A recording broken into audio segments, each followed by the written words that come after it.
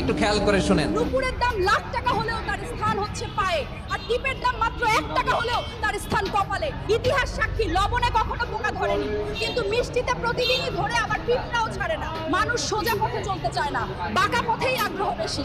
তাই তো মদ বিক্রেতাকে কোথাও যেতে হয় না, কিন্তু দুধওয়ালাকে বাজারে দাঁড়ে দাঁড়ে ঘুরতে হয়। আমরা সর্বদা দুধ বিক্রেতাকে বলে থাকি, দুধে জল মিশাননি তো? আর মানুষ মদে জল মিশে খায়।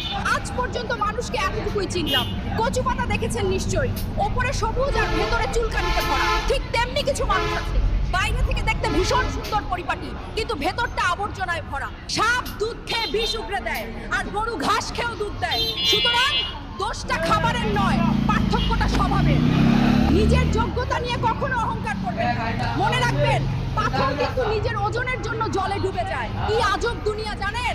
যার চোখে ঘুম আসে তার কাছে ভালো বিছানা নেই, আর যার কাছে ভালো বিছানা আছে তার চোখে ঘুম নেই।